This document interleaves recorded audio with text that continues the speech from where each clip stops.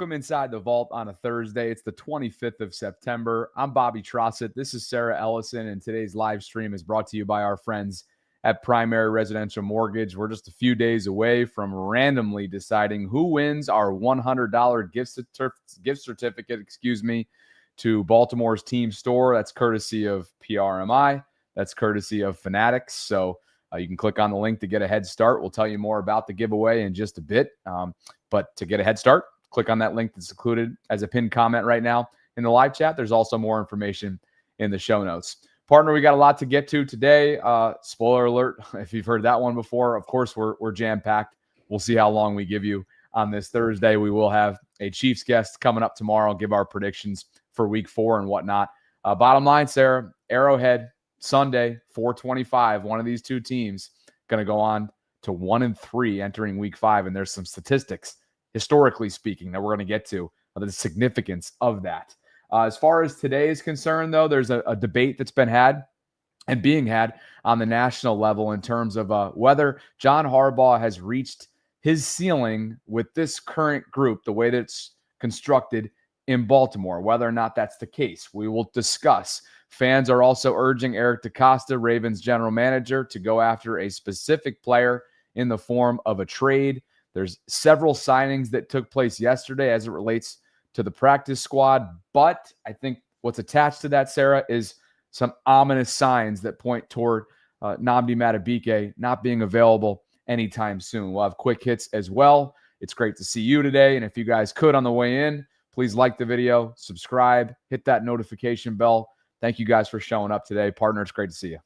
It's good to see you, and it's good to be back inside the vault and have another day where we get to chat about these Ravens and see what they can do to get back up on their feet.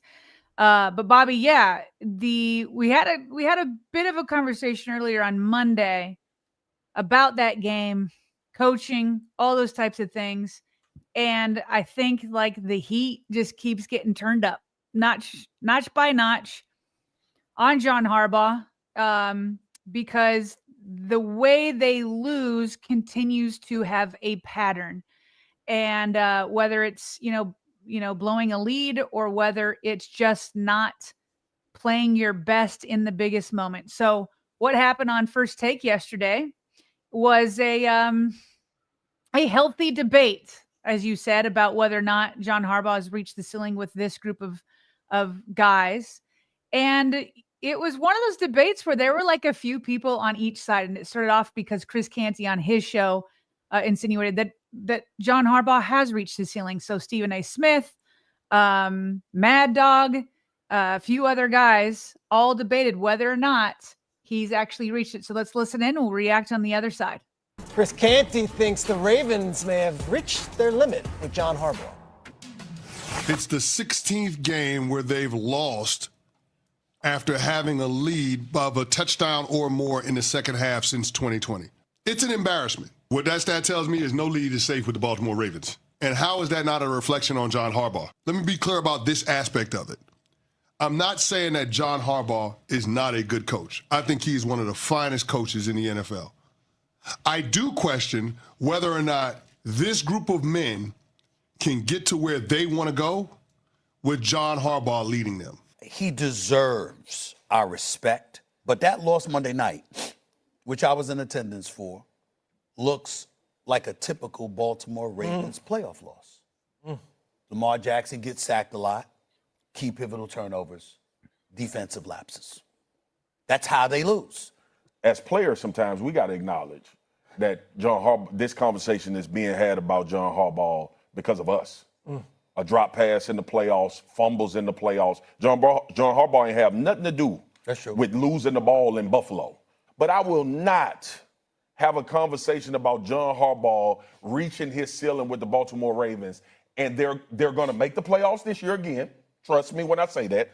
And they're going to be a formidable team when they get in the playoffs. And the players have to come through, not John Harbaugh coaching. And we'd like not to give Lamar any grief here. And I get it. I was going to say just the opposite. I think Lamar wears it. I think we hear about that playoff record all the time. 3-5, Lamar. 3-5, Lamar. Well, right Harbaugh very rarely. You hear about his playoff record. very rarely. That's a great point. but But Lamar in these big games, he can make those sloppy mistakes. Hey, dog, that's what I said. The players. Hold on. Since 2012, John Harbaugh is 4-7 in the playoffs. Fair. It's 4-7. 17 double-digit blown leads in the fourth quarter. Yep. Since he arrived in 2008.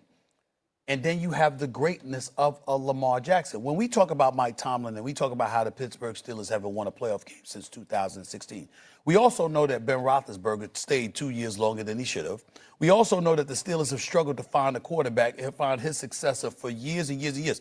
He hasn't had Lamar Jackson at his disposal. And so, again, nobody's advocating that John Harbaugh be fired. I mean, that's ridiculous. We know how special the man is, and we know he's a hell of a coach and a hell of a leader. What we're saying is that the reason we're having this conversation is because even though it comes down to the players, Has the he coach taken them certainly as far helped. as he can go? Lots of different arguments. Spears on one side saying, Spears and Mad Dog on one side saying, it's the players. Spears saying, listen, players at some point know my coach is in hot water because of us. Mad Dog saying, look at Lamar and what he does. Look at his playoff record. And then Stephen A. and Peter both being like, now, hold on now. Lamar wears it. The players have been wearing it. It's just only recently that Harbaugh's seat has become warm among the national media. So is there an argument that sticks out to you the most after listening to that, Bobby? I just think that we've had this conversation so many times in recent years, and John has outlived the debate to date, at least. And it's getting louder and louder, though, with all of that said. And obviously, a lot of this can be put to bed for the time being. If he goes into Arrowhead with Lamar, where they've never won before, they've only ever beaten the Chiefs in these head-to-head Mahomes-Lamar matchups once, and that came at home in Baltimore back in 2021. But ultimately, this conversation could be revved back up should they continue to post underperformance in the postseason. Now, you heard them talking about that. Can we be clear on something? And I'm very curious to hear your thought on this. Do you think that in those 5 playoff losses, and Schrager mentioned it a couple times there, the 3-5 underwhelming below 500 postseason record that is attached to Lamar will continue to follow him, even if, like we spoke about at length this offseason, he's trending on the up and up trajectory-wise in playoff games. They've never been beaten the way they were on Monday night in the postseason. I know they've had some clunkers out there. The Tennessee game in January of 2020, the AFC Championship game, the Buffalo game on the road when Lamar was knocked out and concussed after that errant snap. But they've never put forth a postseason game where they just got straight up demolished the way they did on Monday night. Would you agree with that? I'd say the Titans game was demolished. There was no chance. They just got beat up in the trenches and King Henry ran all over them. Tennessee was the closest. I hear what you're saying on that. But to the point where they just they moved the ball at ease in the second half against the Titans, but they were down however many possessions. The front 7 of the defense that year had no chance in the trenches and against Derrick Henry. They just got beat down. That's definitely one of the that's a trend between the two. That's definitely a similar part of both of those losses on Monday night and going back to 2020. So anyway, to steer us back to where you had me, to me there has to continue to be blame across the board. We're going to continue to call a spade here, just as we've done with Zach Orr's defense so far this week. There's a level of accountability that the lack of execution, meaning the players, have to wear on the chin.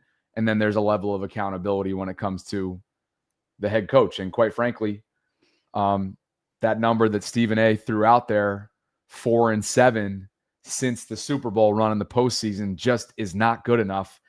And 8 years now, 8 years in with Lamar in this prime window, a window that can close at any given time, especially now if you're down Nnamdi Madubuike for the foreseeable future with a neck. We'll get to that more in just a bit. you're right. The heat is cranking up, and it should be. So of all the people that spoke there, interestingly enough, it was Stephen A. Smith that I most aligned with. Stephen A. Smith was quick to say, hey, John Harbaugh deserves our respect because of the nearly 20 years that he's been a head coach. He deserves his respect. He also said that he in no way is calling for John Harbaugh to be fired. That being said, he is putting the heat on. He's calling things out that other people haven't, like Marcus Spears saying, players, players, players, players, or Mad Dog saying, Lamar, Lamar, Lamar. And it's like, hold on now. The players have been the ones to take the blame. There's been a couple of coordinators here and there, like Greg Roman. He's taken some blame, and rightfully so. And rightfully so. Mark Andrews took some blame, rightfully so. Zay Flowers has taken some blame. And we know Lamar Jackson has taken some blame because that's all people can talk about. That's all they can talk about. Peter Schrager hit the nail on the head. But at the end, Stephen A. said, now hold on. Hold on. Yeah, how come everybody knows Lamar Jackson's playoff record at 3-5? But how many other people could say that John Harbaugh, since that Super Bowl win, has been 4-7? Did you know that off the top of your head? We cover the team. No, I didn't know that. No, and that's exactly what stood out to me too. Which is the point from Stephen, which is why Marcus Spears is wrong. And it's why Mad Dog is wrong. We know the 3-5 record. We all know it. It's been said a million times. We cover this team daily. And that stat for John Harbaugh didn't roll off the tongue like it does for Lamar Jackson. And that's Stephen A. Smith's point. Not to say, hey, fire him right now, but to say, hold on now. Players have been taking the brunt of the blame. And that's not to say they shouldn't have in many times. And yes, the coaches got called out for the AFC Championship game plan. In fact, it didn't make it into this clip because it was getting so long. But even Marcus Spears said, if you had asked me after that game if you should move on from Harbaugh, he's like, I would do it then. He's like, but not now because he's not the one fumbling and all that. And that's all fair. But the players, Mark Andrews didn't hear the end of it, including from me during the offseason. Lamar Jackson hasn't heard the end of it. Flowers knows about, everybody still talks about that fumble. But we don't know as readily the 4-7 record by John Harbaugh. And I think it's fair for Stephen A. Smith to point that out. And I think it's also fair for Stephen A. Smith, who's a self-proclaimed Steelers fan. And that's why he brought up Mike Tomlin. He's like, look, I'm cheering for a team that hasn't had a lot of playoff wins, but Mike Tomlin keeps them in a winning, with a winning record every year, does get him into the playoffs, even they don't have playoff wins, but he doesn't have Lamar Jackson. And therein lies the crux of this whole thing. I agree. I have so much respect for John Harbaugh as the head coach. I really, really, really like John Harbaugh. And at the end of the day, he's had so many bites at the apple with Lamar Jackson, a 2-time MVP. And the prime years are not going to be prime forever. And so that's, you even said it, remember, we both said it before the season even, or after the Bills game. We're willing to write it out through this year. But again, after that, like how many times do you get a chance with Lamar Jackson? Because coaches' careers can go on for decades and decades. Players, especially in their prime years, is a small window. And so you have to ask, that's why it's fair to ask yourself, has it reached the ceiling with this group? John Harbaugh will get a job like that. I'd probably hire him for another franchise. But something isn't working with this group of people so far. Now, the good news is for John Harbaugh is he's got a major opportunity coming up on Sunday. Okay, we had on All 22's coach Derek Coleman yesterday.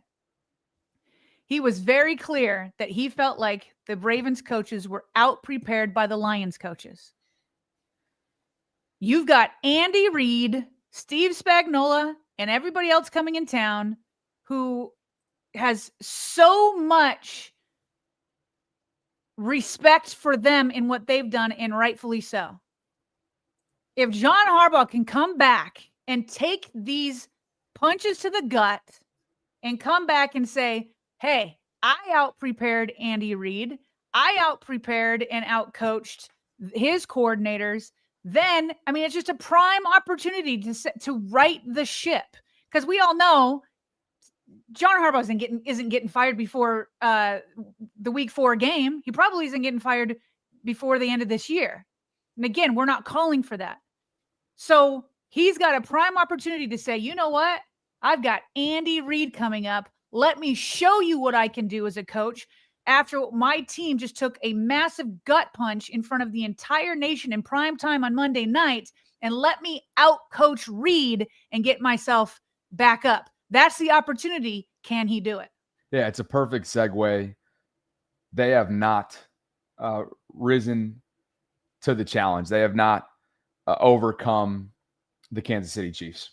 Just one win throughout Lamar's 8 years. I believe 1-5. So 6 total tries.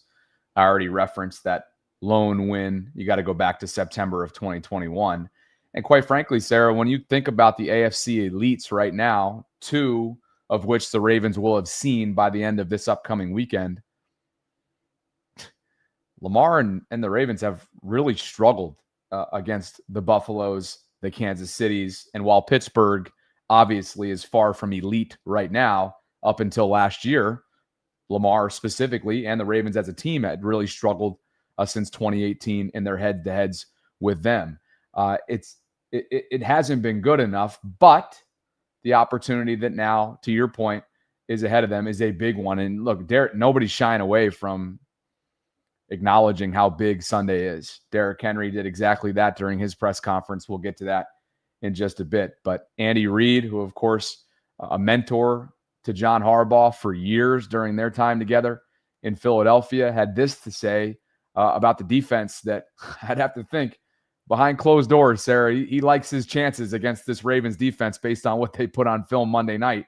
But then again, when you look at the Kansas City Chiefs through 3 weeks, there's a lot of vulnerable areas too that hopefully this Ravens offense can exploit. Here is Andy talking about second-year defensive coordinator Zach Orr and the Ravens as a whole defensively. He's a good one, so defensive coordinator. And he brings guys from all over when needed, and at the same time they play good sound defense on top of that. They've got good players. I'm sure he'll have some change-ups from what he did with us last time, which is, we'll just have to adjust to it. So, but he does a nice job with that defense. He's got a lot of flexibility there with what he can do and with the players.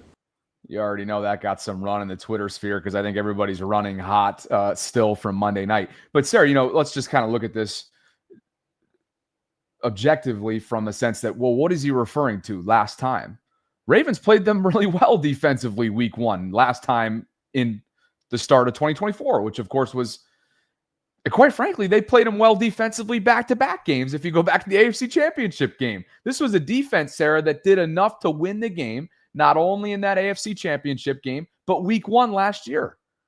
I mean, that feels like forever ago because the AFC Championship game, they had a guy named Mike McDonald coordinating them defensively. And week 1 last year looks a whole lot different than it did or than it does right now. Again, people want to think and want to convince themselves that Andy is trolling them based on those comments. But he's referring back to the time that I would think the Ravens defense was very formidable against them, Sarah, which was the last 2 times they saw. Well, listen, I mean, coming off of last week, it's like, when you're a head coach, I'm sure you have to keep a straight face, sort of BSing people right to their face all the time. Like, coaches have to be encouraging all the time, but that was not a sound. That was anything but a sound defense last week. And and he's right though that Zach Orr has a lot of flexibility. Although, obviously with Nnamdi Madubuike out and KVN, there was less flexibility, but he has a lot of flexibility. It didn't seem like he used it extremely well based off of, some of the film study that we've done this week. So, but that's just coach speak. That's just coach speak. That's gassing up your opponent, all that kind of stuff. And, like, yes, they played way better defense against the Chiefs in week 1 than they did and in the AFC Championship game. But in that AFC Championship game, I think they took the foot off the gas. They were like, all right, we just took the lead. They scored twice on the first 2 drives, got a big lead. And they're like, now we're just going to watch Baltimore self-implode. And they did. And then last game, they scored 27 points. So it's not like, it wasn't as bad as last week. Most things are not. Remember, that was historically bad within the franchise. The most, I think they've given up the most points through 3 weeks than they've ever done through 3 weeks in franchise history. So, yeah, he had to say that with a straight face, but that's what coaches do. Another straight face answer here from Patrick Mahomes, who, of course, he's had a chance to watch the film from Monday night. Listen to this. Going to be balanced. I mean, I think every team in the NFL does, and I thought this last week we did a better job of running the ball, and I thought the offensive line did a good job of doing the run blocking together and the chemistry building between them. And I know that you saw Monday night at the Ravens, but they're a prideful group, man. I don't think they're going to be very happy with the film, and they're going to come out with the mentality of stopping the run. So it'll be a great test for us. And so it'll be able to go up there and be able to run the football and then be able to pass off of it will be important to us. Stay balanced and go up against a team that's going to be as hungry as we are. So it'll be a great football game this weekend.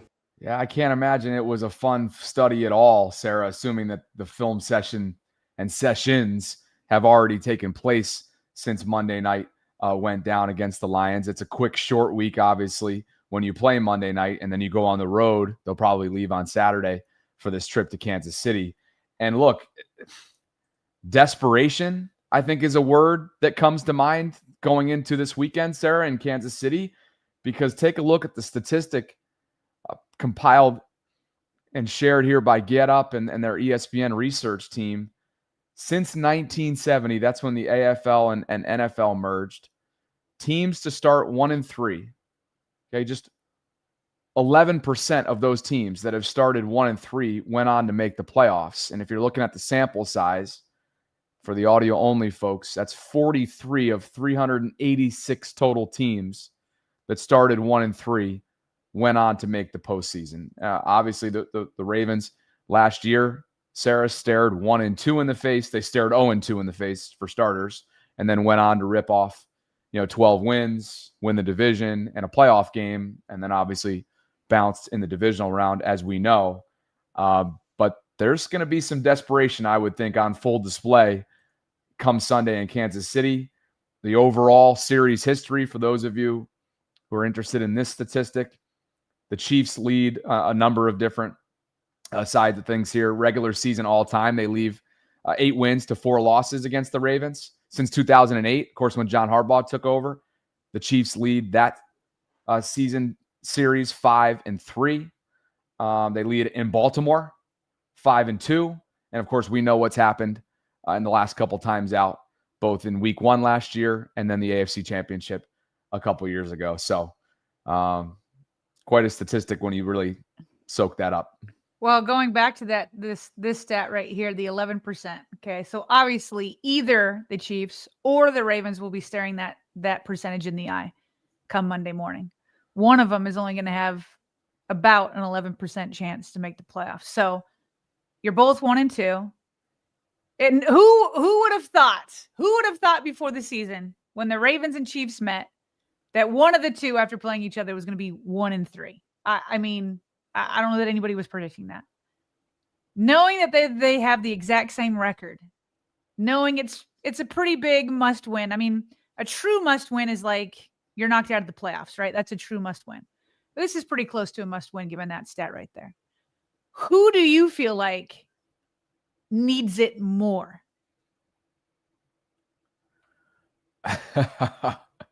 Whoa, put me on the spot with this one. Who do I think needs it more? Who needs this win more? So they're both playing first place schedules. Yeah. We know that. So my mind kind of first went to the Ravens because of their first place schedule, but Kansas City is as well. Uh-huh.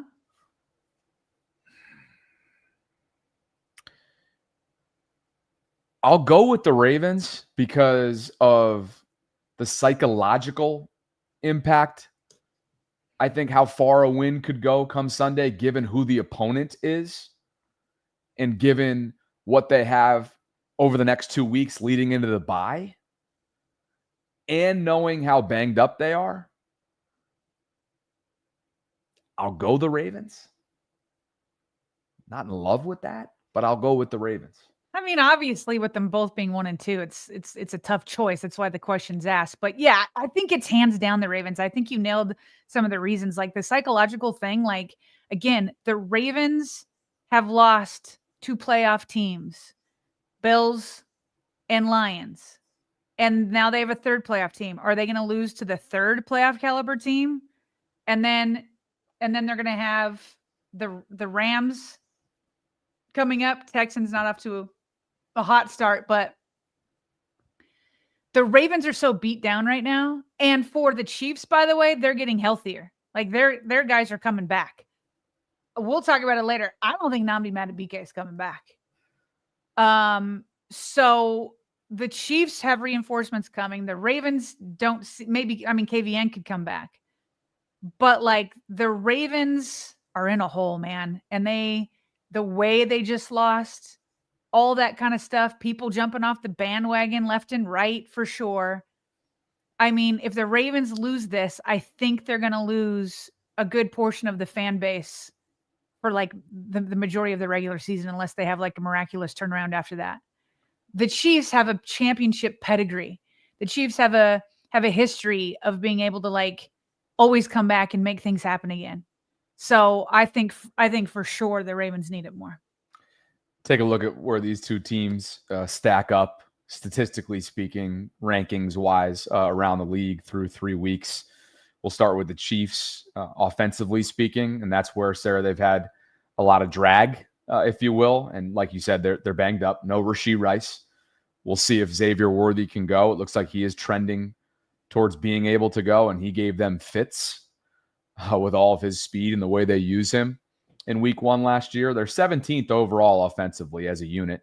They're 17th on the ground, 15th through the air, 21st in scoring, 14th on 3rd down, 7th on 4th, and 19 in the red zone. Over with the Ravens, they're 14th overall on offense, 12th on the ground, 14th through the air. Obviously, number 1 in scoring, like we've talked about this week, 7th on 3rd down, 17th on 4th down, and 17th in the red zone. Chiefs defensively, they're 11th overall, the 11th overall ranked unit, 18th on the ground, allowing over 100 yards per game on average, 10th against the pass, 9th in scoring, 9th on 3rd down, 6th on 4th down, and 15th in the red zone. And do we even need to talk about the Ravens defense rankings? I feel like we've already beat this to a pulp this week. Well, and John Harbaugh was asked about that. I mean, yeah, total defense number 32, rush 30, pass defense 31. But last week, what the story was obviously against the Lions is they just ran it down the Ravens' throats, just did whatever they wanted. And, just to kind of finish up this John Harbaugh kind of section and bouncing back, he seemed extremely confident that the run defense is going to bounce back. Listen to this. We'll be okay. We'll be fine. There's a lot of real simple things that we didn't do very well at times. We'll have the same play really against the same defense 2 different times, and one time it's no game because we're pretty much exactly where we're supposed to be, and another time we're not where we're supposed to be. And I think part of it's just trying to do too much sometimes. I mean, sometimes we try to do more than our job, and that's not really required, So that's playing with a little more just calmness and belief in the whole structure and the 10 guys around you. Then also tackling in the back end. That's the other thing. It's like those runs, it shouldn't go to what they did. I mean, those runs should be tackled, 8, 10 yards if they break through the line. And we're focusing on that as well. So again, he was talking about, he preached calmness. He was trying to exude calmness. That was what he said about the run defense. It'll be fine. He feels like it's just players being in the right spot and doing the right techniques. Overall, the defense, he says, I'm not worried about our defense. Bitterly disappointed, sure, but we will be ready to play. I promise you. Okay, Harbs. I hope he's right. Like, he's exuding confidence, exuding confidence and calmness. So let's see it against the Chiefs. Let's see the defense have a bounce back game against Patrick Mahomes and the Chiefs. Because he's promised. He has to push that kind of messaging, right? He has to push that messaging. I think we both know that. Just like Andy Reid pushed his messaging. Sure. Yeah. And just like Derrick Henry vowed to fix his ball security issues, which we'll get to, almost promising in a sense. I know John Harbaugh made a promise as well that they're going to play really good offensive football from this point forward. Didn't make any promises for the defense, I don't think. Actually, here it is on the screen. Yes, Yeah, I see. That's what I'm saying. He He just said had it. Excuse me. There were promises made on both sides of the football. I'm not worried about our defense. We will be ready to play. I promise you. Now, I don't know what that means, though. We'll be ready to play. Of course. Like, yeah, you'll show up. Like, you'll be there on the field. I don't know what that means. Are you going to be ready to play and play well? Maybe he didn't promise playing well, I guess. I was going to say, nitpicking, obviously, like made the promise they're going to play really good offensive football. Said they're going to be ready on the defense. Whatever. Like, we're not going to get into the too nitty gritty here, semantics. But the small things comment, that's what tripped me up, right? If you go back to the first part of that clip that we just played, and let's just run it back real quick, just a couple seconds. We'll be okay. We'll be fine. There's a lot of real simple things that we didn't do very well at times. You know, Simple things. Simple things, not small things. Simple things. Again, to your point, preaching calmness, keeping things intact as he's always done when it gets noisy throughout the years, and he does a tremendous job of doing that, obviously, and keeping the culture intact and keeping his locker room focused and whatnot. I feel like every week, Sarah, on the collective, Jeff Zaribek's asked the question: has he lost the locker room? Has Zach Orr, lost his players? The answer is always a resounding no. And this is somebody that's been in that locker room, obviously, for years, and we always trust Jeff. And Jeff and I have witnessed that, by the way. The near, what was the word? The near, what was that word? And it was the 2012 Mutiny. Super Bowl year, mutiny, the near mutiny. And I talked to Harbaugh about the near mutiny, and he was like, "Oh, they were ticked. They were ticked for sure." That and we knew about it because you knew Ed Reed wasn't happy. You knew certain players weren't happy. That's not happening right now. It's not. Yeah. No. Now to get back to what tripped me up, though. Sorry. No, it's okay. Okay. I just feel like we're kind of having a spontaneous conversation right now that wasn't necessarily in our pre-show meeting. I think it's good because we're not debating whether or not he should have handled his press conference the way that he did yesterday. That's what you're supposed to do. Mm-hmm. But knowing that and help me out, it wasn't small things, but it was simple things. Simple things I'm getting tripped up on. They had 20 missed tackles, Sarah. That's what they were recorded defensively. They were outgained by over 100 yards. Lamar took, several sacks, 7 in total, 3 or 4 of which were charged to him. They didn't have any defensively. They've gone back-to-back games, less than 100, sub 100 rushing yards for the first time since Lamar took over. They lost the time of possession battle significantly. They lost the turnover battle. Detroit had its way on 3rd down.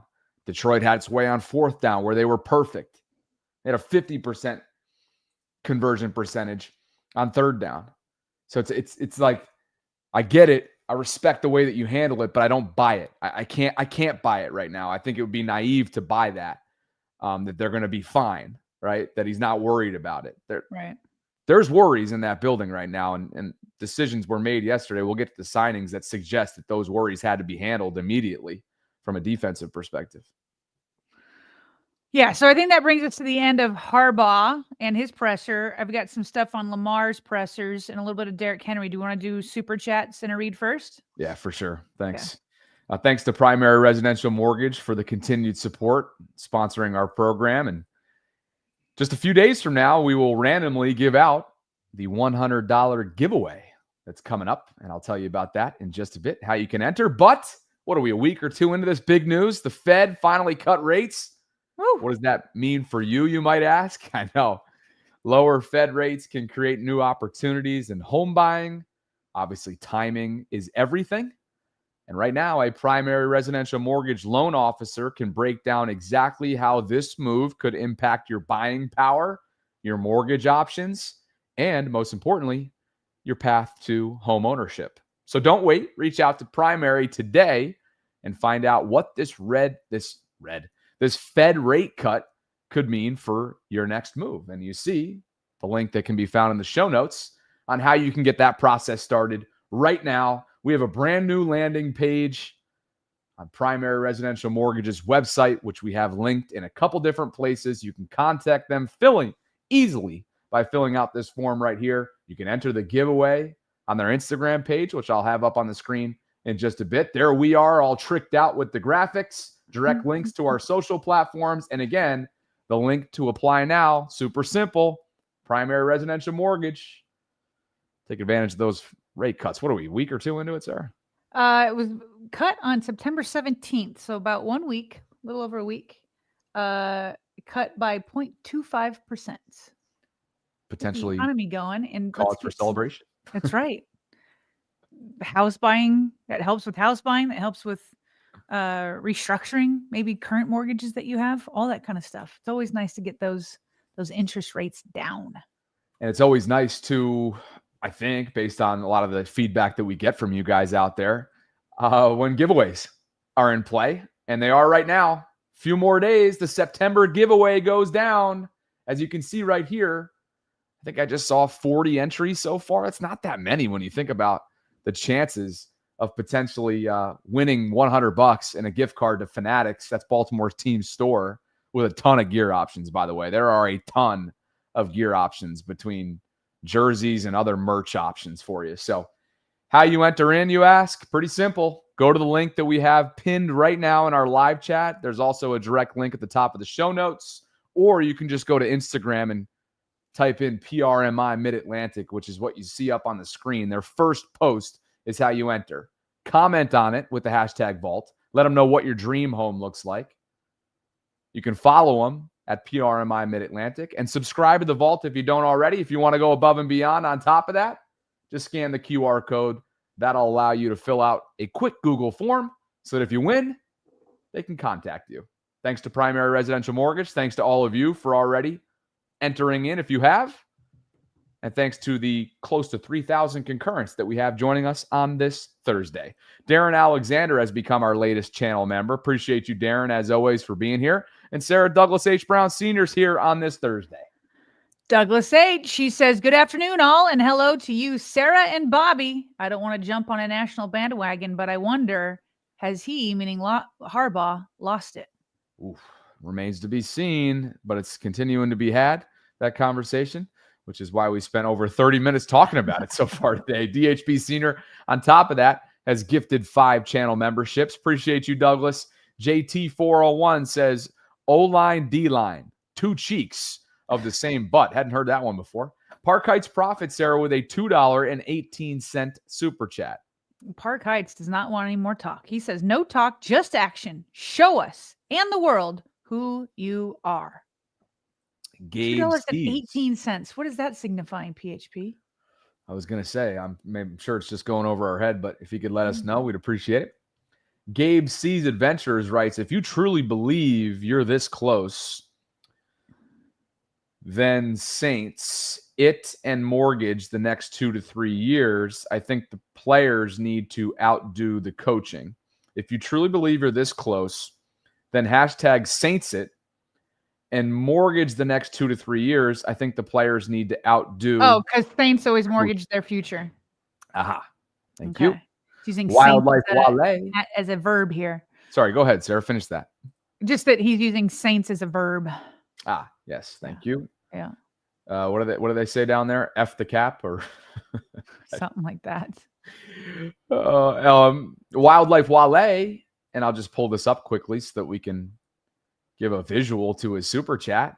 Remember, this was courtesy of Preston Automotive Group, our Kyle Hamilton signed jersey giveaway that we did week 1. Wildlife was on the winning end of that. And there it is. Sure enough, Kyle Hamilton, Sarah, signed in ink. Congrats, WW. That's great. Thanks for emailing us that. That's awesome. Dre Dog for you. Dre Dog, Ravens won't be able to overcome the injuries and Harb's coaching staff deficiencies. Fans will start to turn away from this team with a loss. 30-28 KC is his prediction. I agree. I think we're going to lose. I think we're going to lose a portion of the fan base if they lose to Kansas City.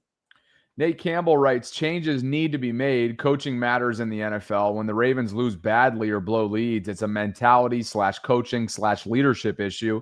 I'm going to quote 52. Quote, be pissed off for greatness or be okay with being mediocre. Thanks, Nate. Park Heights Prophet checking in yet again. Said it ain't no man okay with being mediocre.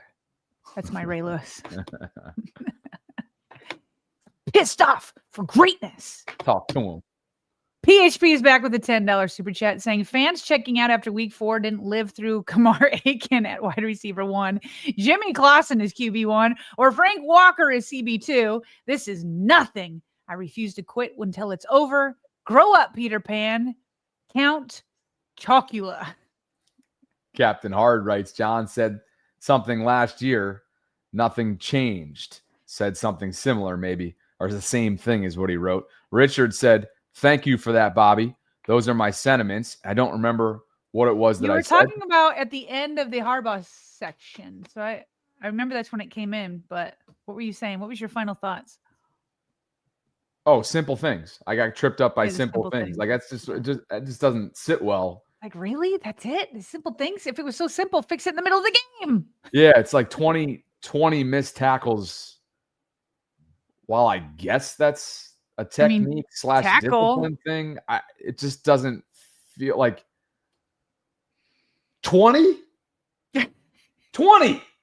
I just like it's hard for me to get behind that, but I also understand why he said it. Mac Mahari, Sarah, for you, it's a $20 super chat. Is that her in a profile photo? Very elegant, if so. You've impressed Bobby, but yes, very elegant. Says, I was at the game, and honestly, it was embarrassing to watch our defense play like a bunch of chickens. No dogs in sight. Still trying to stay positive and believe better days are ahead. Have a blessed day, everyone. Just getting a closer look. Look at her, huh? Double M looking fly. Kevin Bonham says, this is that moment where I don't look at the Careful, Minx to Cutie is going to come in here. I mean, let's just throw that sucker up on the screen again. What is that behind her? It looks like a vase with like a decoration of like, is it flowers?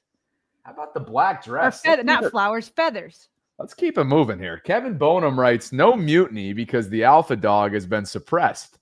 Name the true alpha on the team that is like the 2012 team. Bobby, I noticed you didn't stare at Kevin's profile picture there.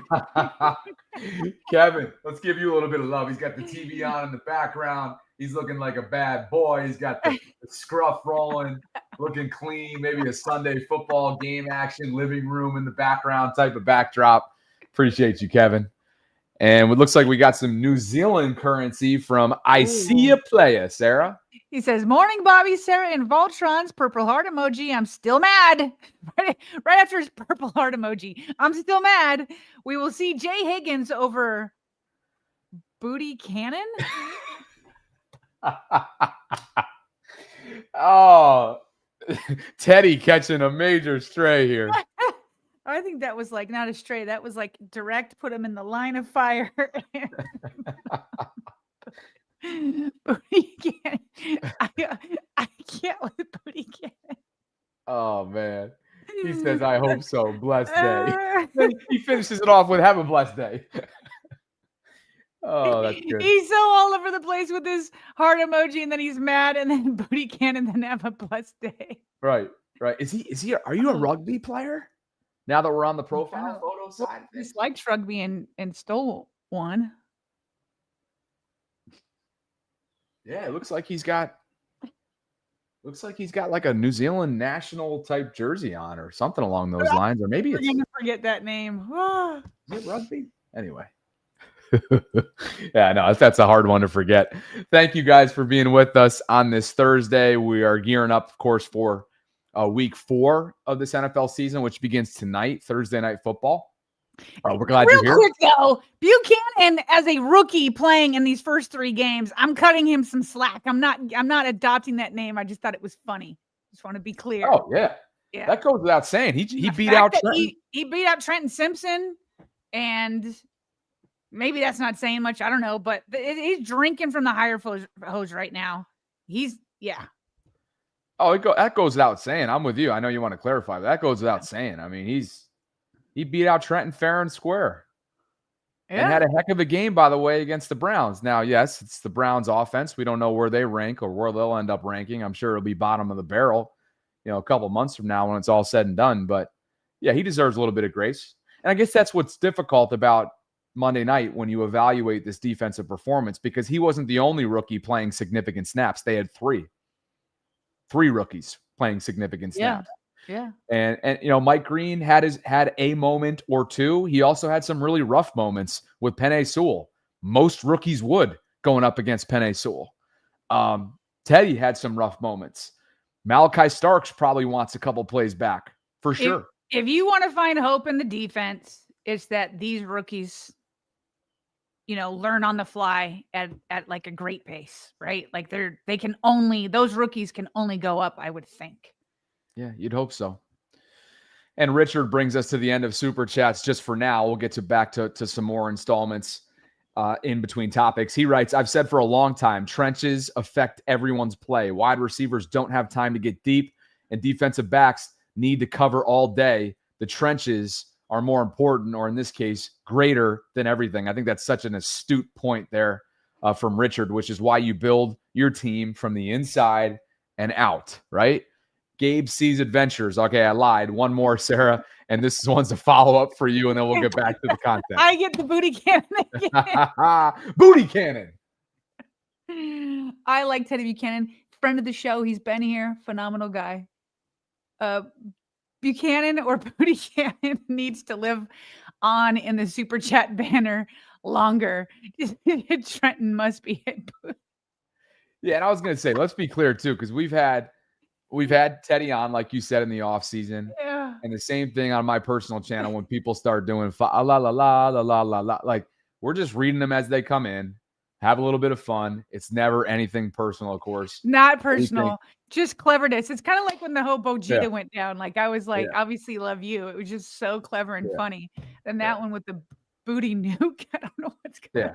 Yeah, it's all playful. It's all, some people obviously, they don't have it doesn't humor them, which we also understand that side of things, but we're reading these super chats as they come in, and there's one more. They keep coming in before we shift.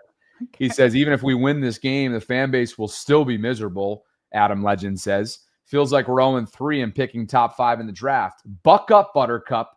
Fan like a Raven. Love that message from Adam Legend. Buck up, Buttercup. Bring it. Buck up, Buttercup. I'll say that again. Wildlife says, Bobby didn't notice my new pick.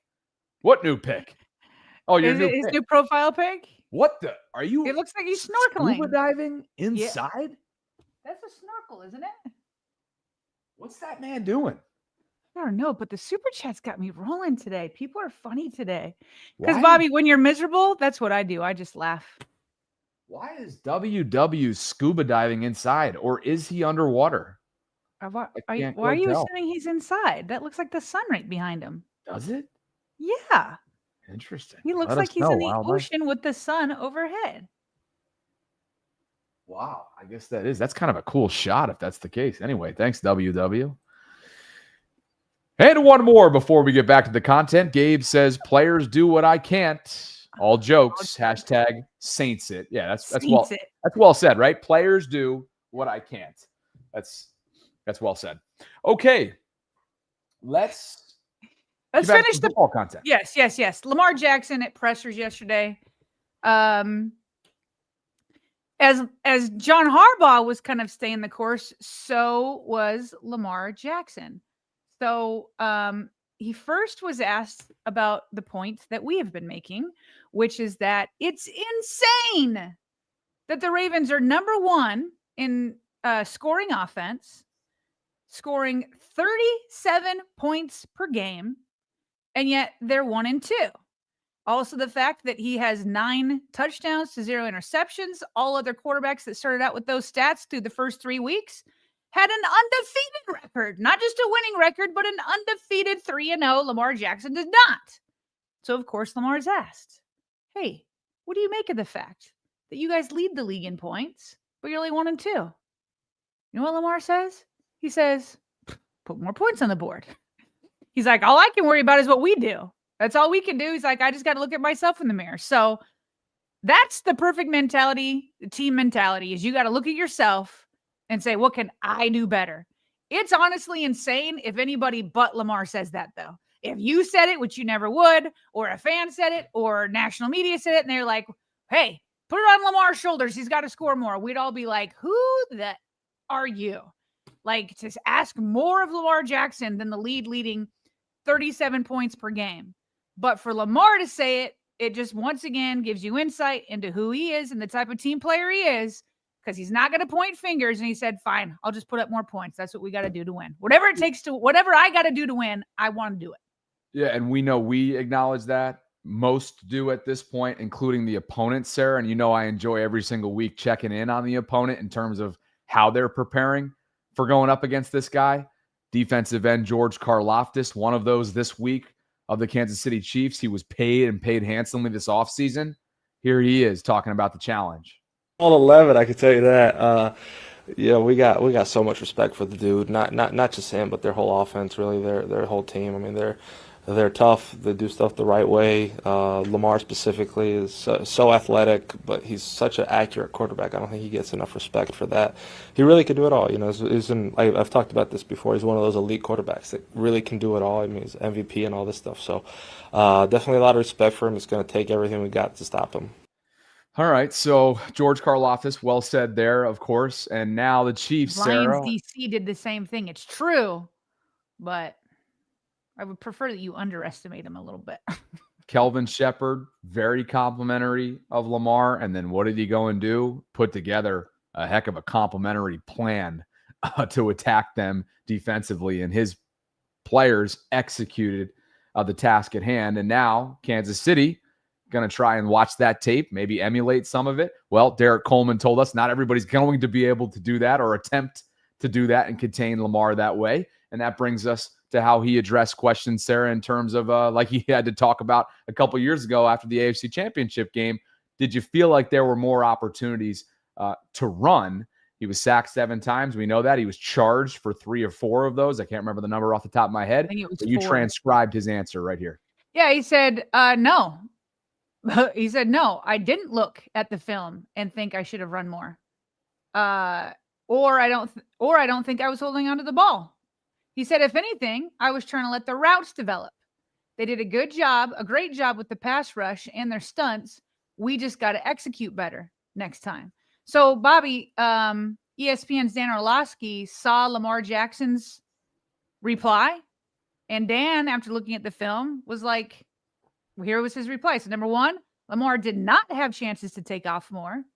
He was often spied or double spied. Then he says, number 2, the reason he held the ball longer, the reason why he held the ball longer was, and credit to Detroit, they were very sticky in coverage and not a lot was open downfield. They were covered and he had nowhere to run. Now, yesterday we had, as we've mentioned already a few times, all 22 coach Derek Coleman, and he brought in the videotape to see what Detroit Lions did to contain Lamar. He thought it was very well coached, very well planned. He said he was surprised the Ravens didn't have an answer. And I said to him, well, what could they have done? And he did say, well, he could step up and run. However, he added the caveat that Todd Monken would have needed to call plays where you've got wide receivers running crossers to get the safeties out of there. Because he was like, I trust Lamar taking one spy on and being able to like juke him and make a play happen, one of those linebackers. But they also had the safeties back there. And they had the safeties back there because, to Dan's point, the corners were so sticky. And so when you can allow your corners to just do what they do one-on-one, and then you've got a spy backed up by safeties, then yeah, there was nowhere for Lamar to run. Lamar saw that. And so he needed help by his play caller, according to Coach Derek. And so what's interesting is Lamar saying, I was waiting for the routes to develop. And so therein lies, Bobby, again, going back to Coach's point yesterday, is he felt like the coaches were outplanned because Lamar was, according to him, making the right decisions. And to go even further, the offensive line got a ton of blame for the sacks, and not that they were perfect, but let me see if I can go find this real quick. Okay, this is really important. Harbaugh said it, but I've got two other people saying it too. So Harbaugh said the offensive line coaches George Warhop's individual grades about the offensive linemen have mostly been good. Harbaugh was asked if he will make changes to the offensive line, and Harbaugh didn't answer directly, according to Jeff Zrebiec, just said they are going to keep working. Okay, so he's saying, well, George Warhop actually has pretty good grades on all the offensive linemen. Spencer Schultz, friend of the show, he tweeted the day after the game, the Ravens offensive line played their best game of the season last night. Okay, so now you've got George Warhop, you've got Harbaugh, you've got Spencer. Well, what does PFF say? We remember this infamous quote or this infamous tweet that we've had up here a few times this week, 7 sacks, 30 pressures. But to your point, not all of them were charged to the offensive line. So here's PFF's offensive line grades, and they're kind of in line with what he's saying George Warhop has. So Ronnie Stanley had an 81 grade. Listen, it's not 90, but that gets the job done. Daniel Falele, pass blocking is 76.7, so almost an 80. Andrew Voorhees basically at 75. Now Tyler Linderbaum still kind of in the green at 68. Roger Rosengarten with the worst grade at 53.3. Okay, so we see here PFF saying Lamar sacked 7 times. We go over here, PFF, who does PFF charge the sack to? They've got 1 to Ronnie Stanley, they've got 1 to Andrew Voorhees, and they have 1 to Tyler Linderbaum. So it's like, where are the other 4? What I don't show on here is I go all the way down to Lamar. They don't charge anything to Lamar per se, but he was sacked 7 times. And so if you can't charge it to really anybody and Lamar's like going back and forth and this and that, then that tells you got to come up with a different play call. Because your offensive line is giving you, again, it's not like Pro Bowl level offensive line, but they were giving Lamar some time. Lamar couldn't run because of the spies, which were backed up by the safeties.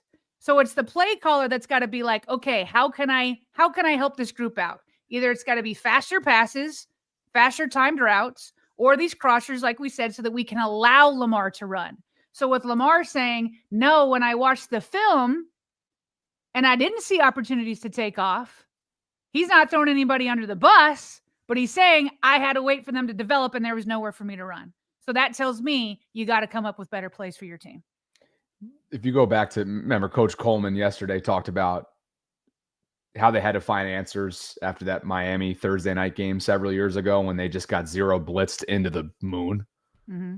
And what was one of the remedies that followed that in the weeks afterwards, which didn't happen quick enough. And obviously that was part of the demise of Greg Roman, but it was the quick game, right? Get the ball out of your hand. The quick game is one of the remedies for how you solve the zero blitz. I wonder if there is any kind of copycat moving forward, if Todd Monken makes more of a concerted effort to get the quick game going, get the screen game going. To your point, that intermediate passing attack that Lamar has always been stellar at. I wonder if that becomes one of the remedies for them moving forward. Should anybody attempt, and remember, Coach Coleman he wasn't confident that every team is capable of executing at the level or have the personnel to do so successfully the way Detroit did the other night. But if they do, or who knows, several months from now, they see him again in Santa Clara, will they have an answer for that? Remains to be seen.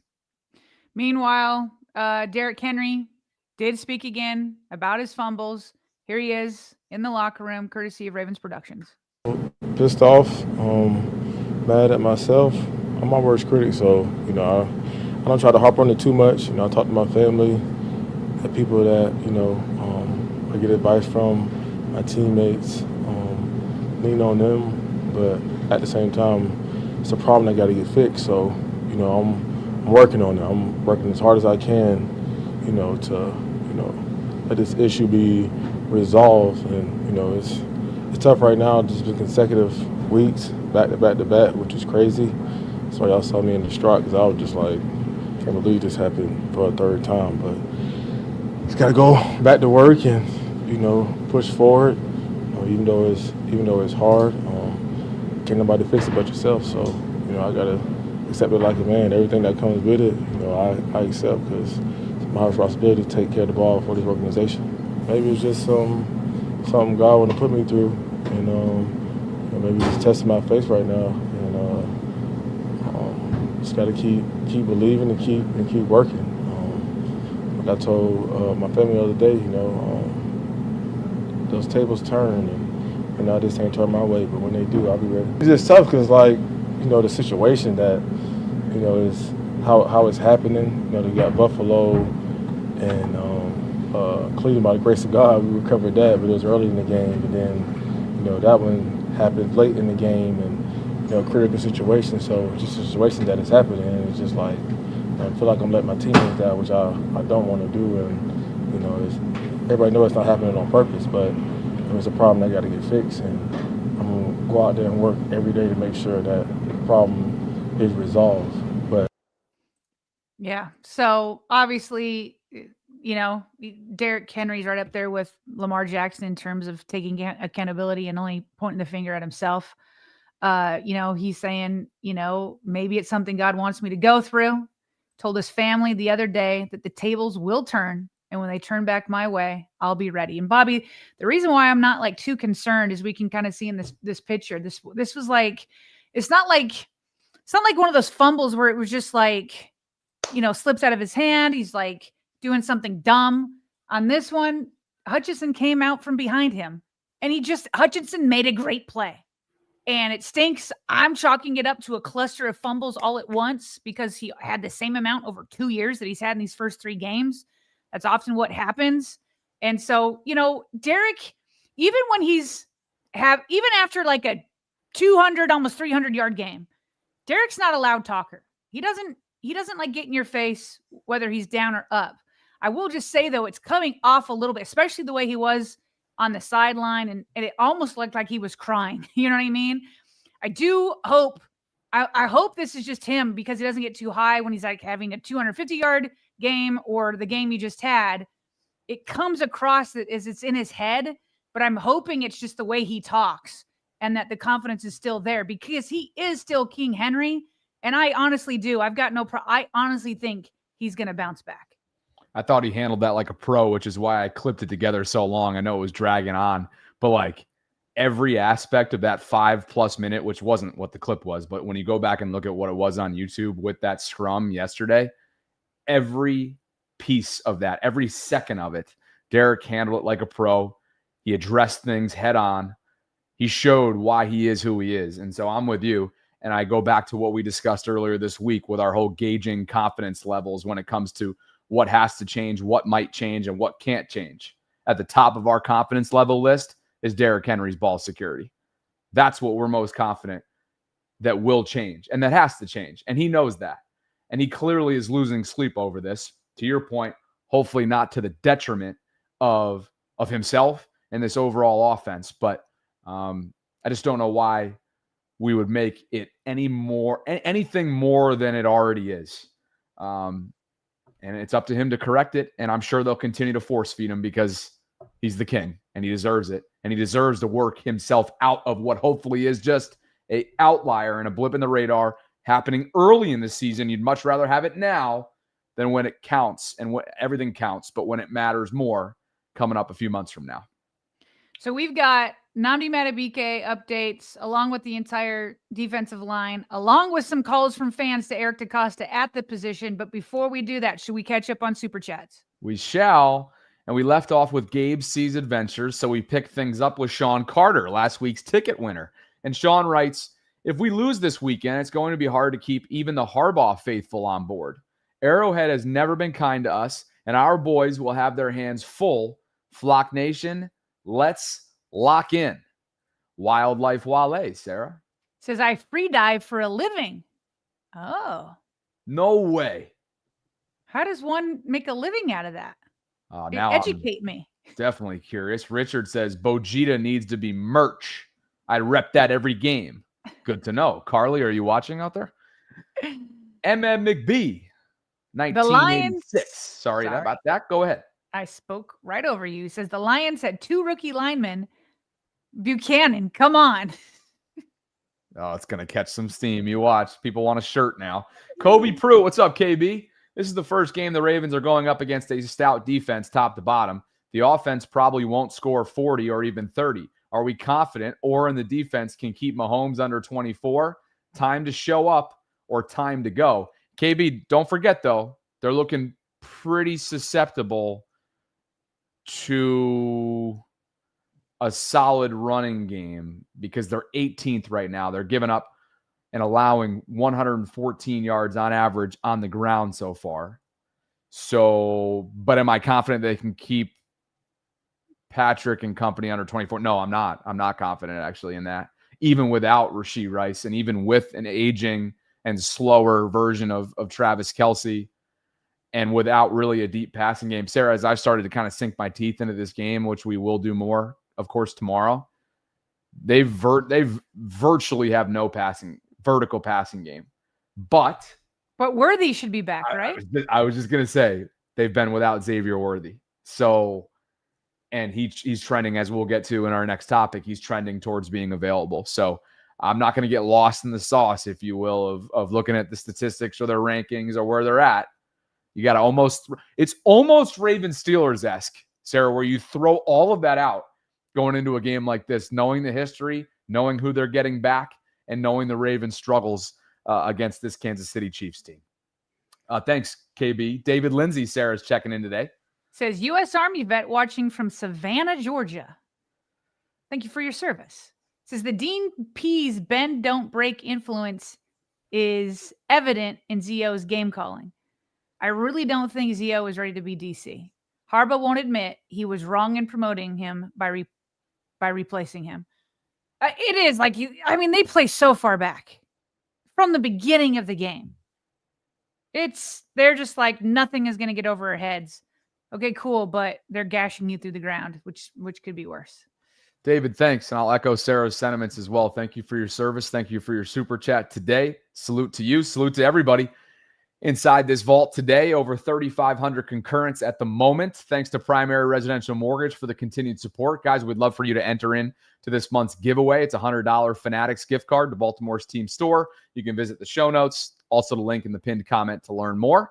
And if you could on the way in or way out, like the video, subscribe, hit that notification bell, consider becoming a channel member or gift-giving membership, and maybe even going to check out thevaultpod.com/shop so you can show up to the bank or an away site this season with our gear, which I saw so much of over the weekend on Monday, which was awesome and such a fulfilling feeling. Partner, bring us into our next topic, if you will.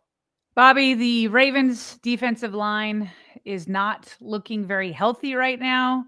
Really, basically all the starters are not looking very healthy right now, but it starts obviously with Nnamdi Madubuike, who may not have been able to change the result of last week's game, but something tells me the run defense would have been better. The problem is it doesn't sound like Nnamdi Madubuike is coming back, well, for sure this week and maybe longer. When John Harbaugh was asked if he is concerned about his star defensive lineman, his answer was ominous. Yeah, I would say I am concerned about it, but I'm not really in a position to comment on it right now. I haven't been given the okay to comment on it at this point.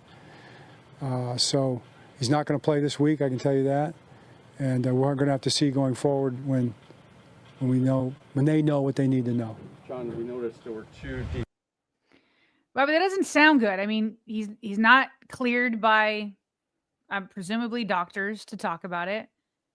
Sounds like they're trying to figure out, what exactly is the problem in his neck.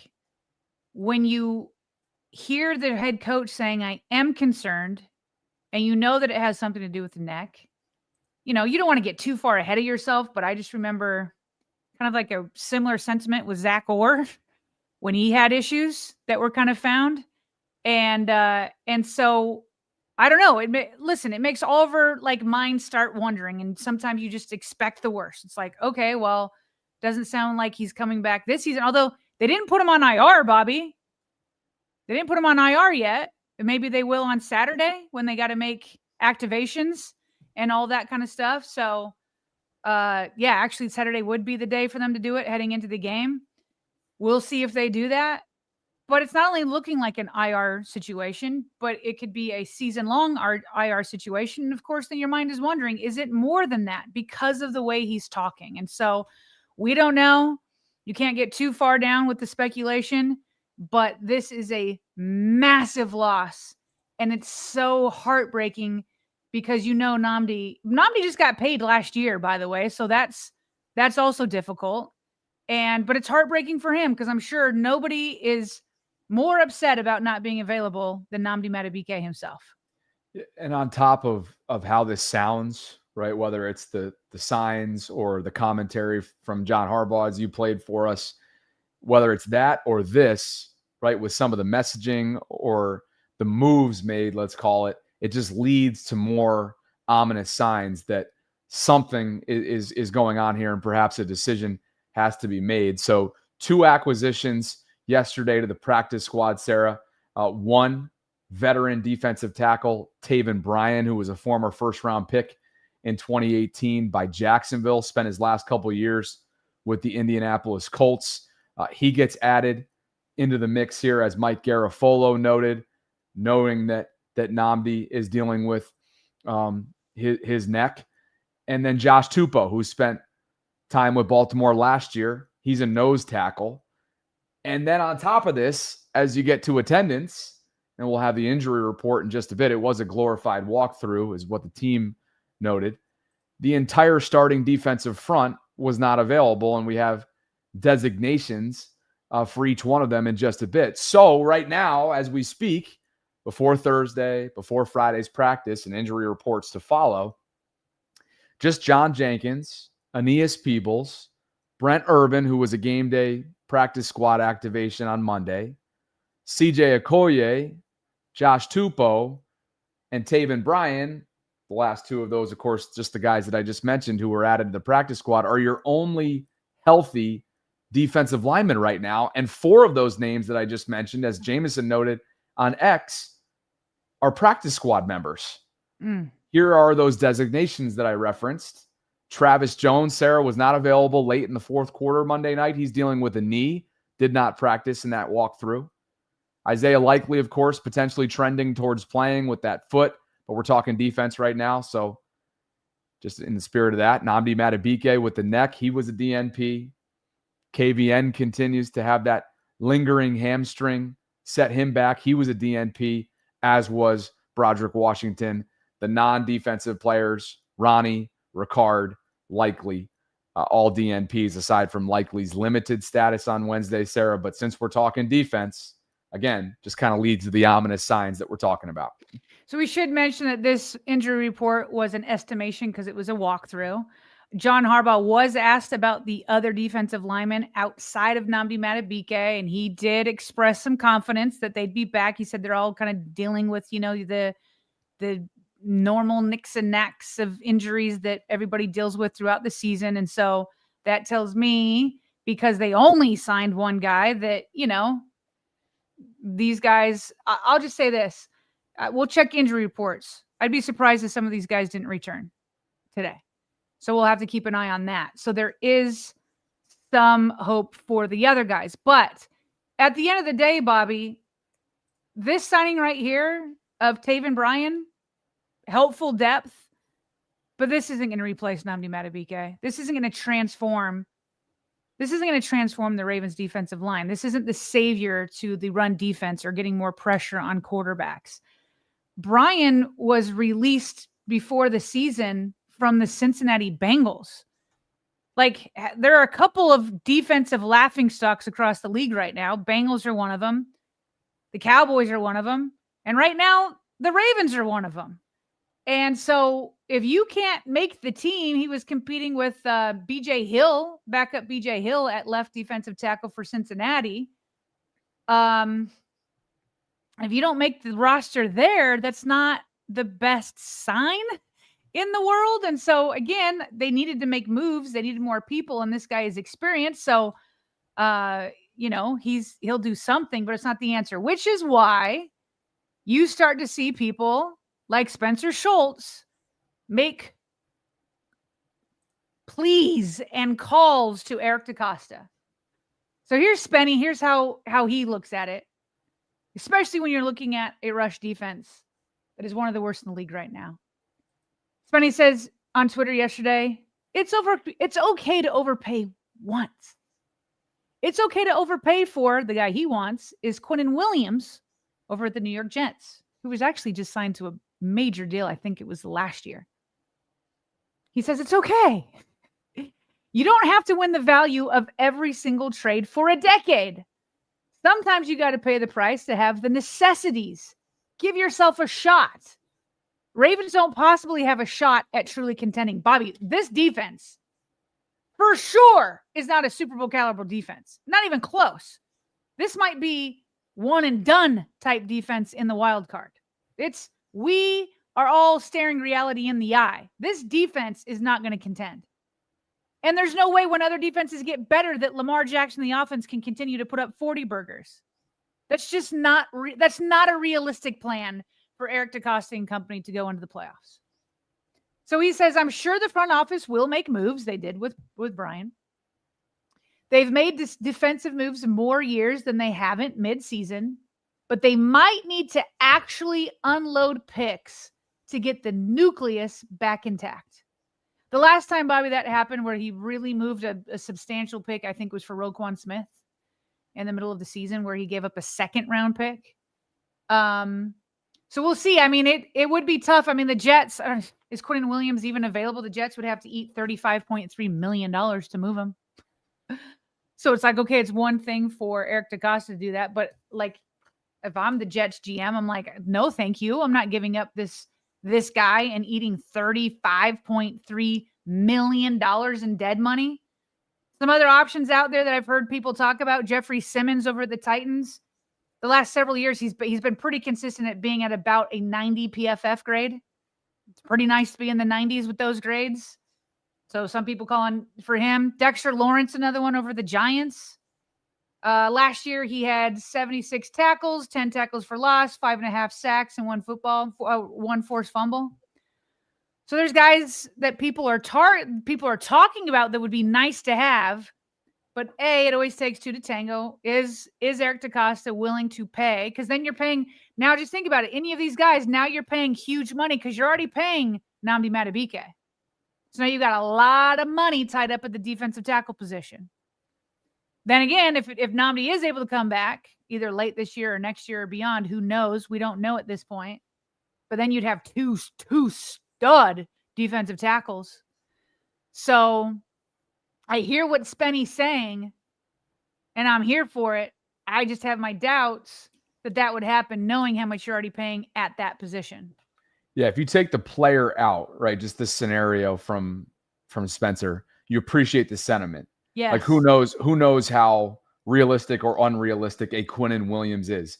But just the concept of this, you appreciate the sentiment because we know and we've seen now through 3 weeks just how dire it is. They are not contending with the way they're currently constructed, period. And that's without knowing the immediate future and availability of Nnamdi Madubuike and Kyle Van Noy. Their best players inside and out, respectively. And I know Chris Long said that Odafe Oweh would have something to say about that during one of his clips that we shared yesterday, but sorry, not what I've seen so far. It's Madubuike and it's KVN for me. November 4th at 4 Even if p.m. Harbaugh Eastern. is right? Remember Harbaugh's like, oh, it's simple things to fix. It's like, okay. So what are the expectations that you're going to go from, the 30th ranked rush defense to 15th? Is that still a contending defense? You know what I mean? I don't know. Sorry to interrupt you. No, it's okay. 5 weeks out, November 4th, 4 p.m. Eastern, 5 weeks out from the 2025 trade deadline. Between now and then, the Ravens will go to Kansas City. They'll host Houston and the Rams prior to their Week 7 bye. They will then host the Bears out of the bye. They will then go to Miami on a Thursday night leading into Halloween weekend. And that following week is the deadline. Something's got to get done should they continue to play the way they are as a defense, because the stakes are that high right now. And you got to think that this front office understands that. What's funny, Bobby, I think I just saw in the chat somebody say, hey, let's get, Michael Pierce to come out of retirement. The crazy thing is that seems more likely to me than getting some of these big names like Quinnen Williams. Like, really, are the Jets really going to eat $35.3 million versus would Michael Pierce come back? You know what I mean? Like, Michael Pierce isn't going to be in like game shape though anytime soon. You wouldn't think so. He looked like he was having a ball, though, on Monday night. He was the legend of the game, of course, came out of the tunnel, seemed all fired up. But, yeah, there was a reason why he walked away from the game when he did. Similarly, Sarah, there's a reason why Taven Bryan was available, right? Like we just mentioned. There's a reason why Okoye, as great of a summer as he had, there's a reason why he's a practice squad player. There's a reason why Tupou was available. So this is the reality that faces the Ravens right now. And all you can hope is that, much like Eric did in 2022, as you mentioned, that he might be willing, and this organization might be willing, with that stockpile of picks that they have in their arsenal coming up in April of 2026, to move some of those for a necessity right now. And to Spencer's point, keeping that nucleus intact and giving yourself a shot right now, because it's not realistic to expect this kind of razor thin margin for error from the other side of the football. And just a small note, even though Brian was signed to the practice squad, the Ravens frequently do this when they get veterans and they first send them to the practice squad so they can sort things out on the 53-man roster, just so they can get them in and start practicing. So I do think Brian will eventually become more than a practice squad player. Yeah, I would agree. Shefty noting that we've already alluded to this a couple times, but Xavier Worthy, the Chiefs' talented second-year wide receiver, of course, he broke the 40 time at the Combine a couple years ago. He was a full participant in Wednesday's practice, Sarah, so that puts him in good position should he continue to stack days throughout this week to potentially play and return for Andy Reid's offense. And if that's the case, look out. No Rashee Rice, but Xavier gave the Ravens fits. Go back and watch the tape in week 1 of last year, and you already know that Patrick Mahomes needs him because they have not tested anybody vertically so far through 3 weeks. Did you bring this one in for Mike McDonald? I sure did, just to like make us stew even more. Why not? Here the Ravens are having rush. You're bad. You are bad. You know this. This is ugly right here. Go ahead. Oh, I've got 2 slides of ugly just to like make us sit in this. The Seahawks are the only team in the NFL to not have allowed a rushing touchdown this season. Is that enough to make you feel bad? No? Here, how about this? How about we compare the two of these? And for those wondering, why am I bringing up the Seahawks? Oh, only because Mike McDonald, the Ravens' former defensive coordinator, is now their head coach. And let's just take a look at this side by side. The Ravens are number 31 in points per game given up. The Seahawks are number 2. Second worst versus the second best. You want more? I got more. Ravens are the worst in total yards given up. Seahawks are 14th. Ravens 25th yards per play. Look at that green for the Seahawks, 7th yards per play. Ravens 28th in pass yards. Seahawks 19th. That's like the worst that they're at. 30th in rush yards given up. You're not going to run on Mike McDonald. 7th in rush yards per game. So anyway, he's a huge loss, Bobby. He's a huge loss. And sometimes I do wonder, did John Harbaugh, after striking gold with a super young defensive coordinator, maybe he thought he could strike gold twice, but so far that has not happened. And maybe the right answer would have been a more seasoned defensive coordinator in this case. Mike McDonald's one of the youngest there was. He did have 1 year of experience at Michigan.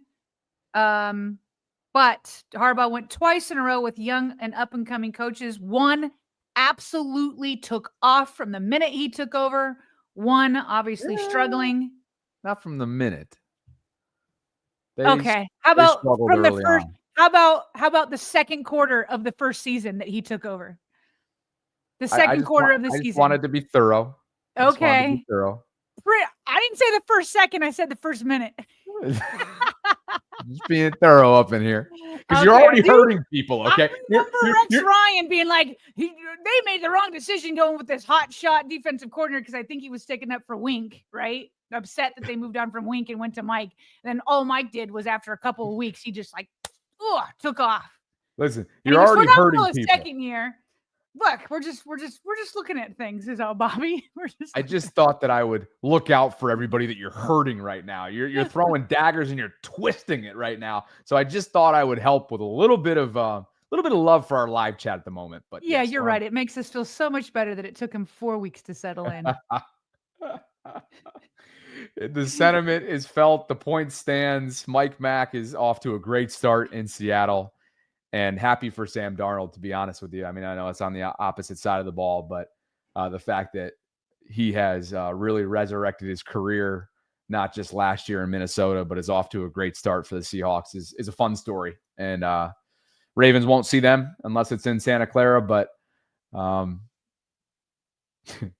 live chat's all over the board right now. A couple more quick hits before we get back to the super chats. Why don't you lead us into our last couple videos? Oh, people are thanking you for getting me para stabbing. Why S. Trying to push our buttons? Where did S. come from? Somebody gave it to you. I can't remember. Sarah over here breaking my heart. I'm sad, Sarah. Yeah, but what does that mean? S. Somebody tell me what that means. S. I like it. Should I fully embrace it? I don't know yet because I don't know what it means. What's for sure. Definitely. I think you should. Okay. Oh, I should embrace it. Yeah, I think you should. Yeah, I think it's a clean nickname, to be honest with you. S. Like, am I hitting a dot? Like, what's like if it means I'm hitting the bullseye, I'll take it. But maybe it doesn't mean that. Well, I don't think it means anything. Clearly, I'm not hitting the bullseye right now because I'm stabbing people. I don't think there's any meaning to it. I just think it's clean. I mean, maybe I'm missing the point here. Whoever was the originator has got to let us know. Name? It's a play on Kendrick's name? I don't know what that means. That isn't helping explain anything to me. Amazing. All right. Keep making it make sense for me. All right. Back to super chats. Yep. Oh, well, I thought you were going to finish up those two quick hits that you got. Oh, do I have more? You got some videos. I have some videos. Oh, well, this one I'm not going to do. That was going to be in the Lamar section. So we'll just do this one. Warren Sharp put up this angle of Lamar Jackson throw to Mark Andrews in the end zone. That's like that spiral, Bobby, is like one of those 3-pointers that it's nothing but net, and you just get chills when you hear the swoosh. Yeah. Look at the spiral. Look at the camera angle on this thing. Look at Lamar. Yep. Like it was a perfect pass. Yep. And great job by Mark Andrews for reeling it in. And by the way, Bobby, this is just reminding me of whatever. I'm giving Mark Andrews his due. This is more a commentary on this last game. That 4th and 2, when we were goal line and Todd Monken tried to run it twice with Derrick Henry and he got stuffed. And then on 4th and 2, was that the same play call that was basically the play call that Mark Andrews dropped at the end of the Bills game? Can we tear that? I think if it's not it's very similar. I want to tear that call up. I know it's worked in the past. Can we not see that teams are onto it? Did you see this? Did you see SEE, the CSEA of white and blue jerseys over there? There was like 5 guys in Lamar Jackson's face. Yes. Tear that play up. I don't want to see it again. It isn't working. Yeah. Please and thank you. I hadn't even thought about that. I'd have to go take a look at the alignment with both plays, but yeah, that did not treat them very kindly at all. Practice reports are starting to leak in from the beat reporter community, and it looks like there's pretty much the consensus here is that Travis Jones returned.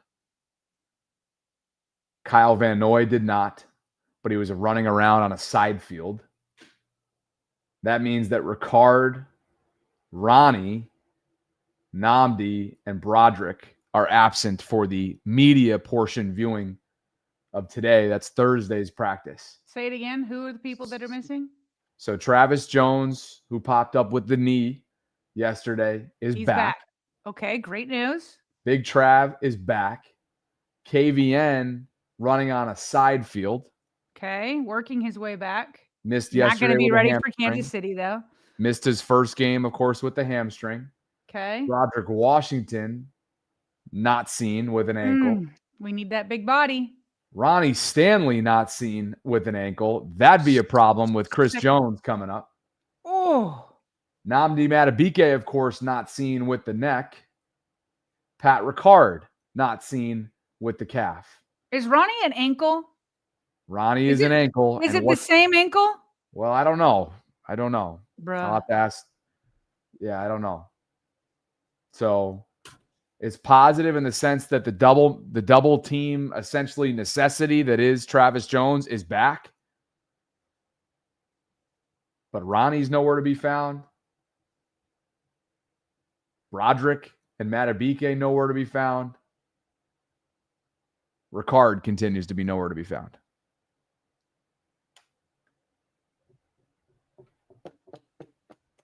Okay, then. That Ronnie one makes me nervous. Yeah. We will wait and see for the 4 p.m. Eastern-ish injury reports deadline, and we will talk about it more coming up tomorrow. Wildlife Sarah says that he spearfishes and leads snorkeling tours.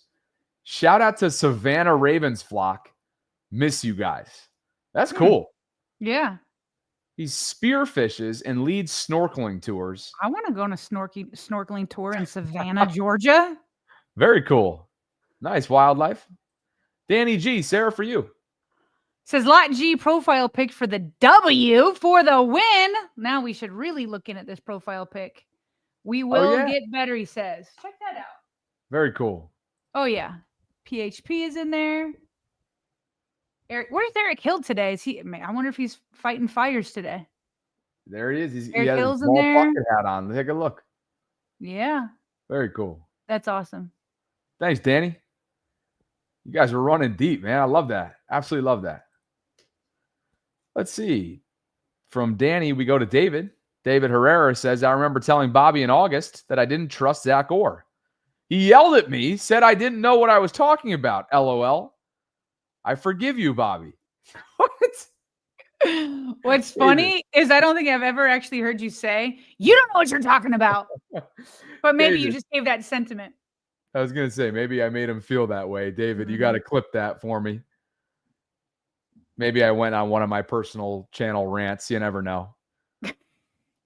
But there is Sounds more. like things get a little wild over there. It does get a little wild over there. Language tends to slip a little bit. Tongue tends to slip. But you want to know David, what's funny? Can I tell you a story? Yeah. Okay, so I do listen to The Collective every week. Uh-oh. I can't say I I dropped listen. a couple the other night. Oh, no. I can't say I listen. Well, here's what's funny. I was telling my friend Natalie this. I was listening to it. And we've talked about this before. I've never asked you not to curse. You just do it to be kind to me. Obviously, I'm a grown woman. I hear curse words every day. But I choose not to engage, and you're kind enough just to return that favor. So it's funny, though, that I was like, I almost didn't even recognize my Bobby. It was like, like you dropped an F-bomb, and I was like, oh, Bobby says the F-bomb. And obviously, I know you do because that's normal. But it almost it took me by surprise. I was like, oh, Bobby. You were like my brother or son or whatever, and I was like, oh. We got informal towards the end of Collective. I know exactly what you're talking about. And when you don't hear it for so many years, and then it just comes out so naturally, you're like, whoa, hey now. Hey now. Jeremy Hughes celebrating 3 months of membership, and he says the Ravens should be calling Michael Pierce. James J, for you. He says on defense, it's the same. Pass rush covers flaws and a lot on the back end, but our edge guys fly too wide, and the QB just steps up and boom, completion. I will say Francis is somewhere out there right now, Sarah, probably listening to this and saying, I don't like when my Bobby swears either. He has a rule. We do not swear at all around him. That's years running. And I think I'll probably carry through with that. follow that tradition when one day I have a family of my own. Needless to say, I think it's just the simple thing to do is respect the wishes of either your partnership, friends, family, you name it. Try not to make a habit of it, but every once in a while have a little bit of fun. Simon Bold checking in today. Nice selfie with the glasses and hat look. I'm trying to see what's behind him. But anyway, he writes, should we have a discussion with Gruden, meaning John, for head coach if John Harbaugh is reaching his ceiling? And should we hand over defensive coordinator to Chuck Pagano since he is here? Chuck, of course, Sarah, was brought in to coach the secondary this offseason. He has head coaching experience with the Indianapolis Colts and used to be a defensive assistant of John Harbaugh's years ago. Interesting. John Gruden, we know, remains available. I thought he was going to be a hot name during last year's head coaching cycle from an interviewing standpoint in March or in the offseason of last year, but ended up being passed on. I don't know if he had any interviews, but Simon Bold bringing up the John Gruden conversation. I don't think that would make the fan base very happy with that one. But I will say what's interesting with Pagano is, let's go down this road. I'm not saying that Zach Orr is going to be, put to the side or whatever, but let's go down that road. Does Pagano want that role? He seems to have wasn't he retired? And John kind of brought him out of retirement. And it's kind of fun for him to just be like an assistant, just an assistant coach, which is not as much pressure, obviously, as head coach or defensive coordinator. I'm just curious if Pagano would even want to do that. He made clear during his press conference that those days were over in the summer, in the offseason. But again, could that change when opportunities present themselves? We'll see. Wes Hall writes, and this is for you. Says, to me, it'd make more sense for a DC change before a big move. No point in trading and spending a ton if the scheme/coordinator is the root problem. That's probably true. If the EDC was going to go out and pay overpay for Quentin Williams, like Spencer was asking, they better have faith that Zach Orr can put all those pieces together. Is kind of the point. A lot of it will hinge on Nnamdi's status. Hopefully we'll know more in the coming days. David Lindsay says, Jeffer, none is probably a no-go. Simmons, is that what you're saying, David? Simmons is a no-go? Titans ownership has shown they are not willing to do anything that helps the purple and black. Remember the Derrick Henry would-be trade. Yes, we do remember that. Captain Hard, Sarah. Said Michael just did a podcast and said it's not happening. LOL. Who's Michael? I think he's talking about Michael Pierce in terms of coming back. That goes back several minutes ago when we were talking about him coming out of retirement. And I want to say something just popped up with Samuel Njoku, so perhaps we could take a look at that coming up tomorrow. Looks like he had a sit down with Big MP. Spiritual War Exposed says EDC will not let go of any of those picks. He's addicted to gambling. The draft day is his little fix. An intervention needs to be had as soon as possible. Taking swings at Eric DaCosta, perhaps unprompted or undeserving. True Son, Sarah, for you. He says, does no one notice that John Harbaugh tells Loop to kick it short after we score to start the second half in each game when we're up, giving Buffalo and Lions a short field? I haven't noticed him telling him that. Did you see that? Did you see that on camera? I don't know. I haven't seen that. The first thing that comes to mind is that Tyler has struggled with the landing zone and the dynamic kickoff rules that give short fields, even to Cleveland. Obviously, Joe Flacco and company didn't take advantage of it, but I hadn't noticed that. True. McB writes, is DeForest Buckner still around? Mm-hmm. Douglas H. Brown Sr. says, you're S. because you're always put a pin in it? You always put a pin in it. Because you always put a pin in it. Okay. True Son, I wonder how much of this is because of Lamar's contract. Wildlife Wale, for you, more context? He says, I'm from Savannah, but he lives in St. Croix. Okay. U.S. Virgin Islands. Okay. That's pretty nice for the last 3 years. Vault meetup in St. Croix this offseason. Yes, and can we have a snorkeling tour, please? That's why you pushed it. Okay, cool. Scrap Skrilla the Reeler. This is a new one. Scrap Skrilla the Reeler says S. was started by Jay-Z, Sarah. S. Carter. Jersey Mike 2052 finally made it live. I miss all 22 live, but I want to ask, would the Lions run the same coverage with Likely there because Kohler can switch back to fullback? Yeah, that's a Coach Coleman question. See if Isaiah returns coming up this weekend for Kansas City. More on S. Sarah from Wildlife. Thank you for all these like informative super chats for me. Jay-Z is Sean Carter and would call himself S. Carter. It started when business emails began using first initial dot last name. Okay. This all might be true, but is it the reason why someone coined S. for Sarah? That remains to be seen because we don't remember who gave it to you. So somebody's got to make themselves known. God King writes, the real Ravens organization, EDC, player is reeling. He says the Buffalo game broke us. Which one? Which game, God King? Neil Harold plus David and Octavia Cool.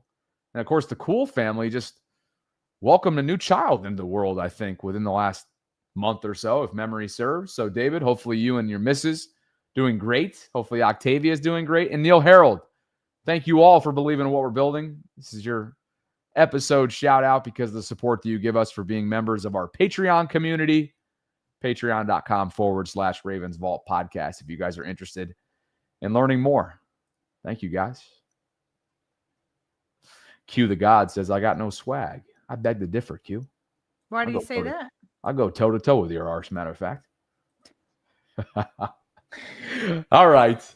Like the video, subscribe to the channel, hit that notification bell, consider becoming a channel member or gift-giving membership. If you'd like to support the channel, maybe go to thevaultpod.com/shop. It's our new merch line that's available to the public, and it has been since July. Live chat is rolling right now as we get ready to say goodbye. Anything else from you? I'll just say this. I thought the super chats and the live chat were hilarious today. People had me rolling.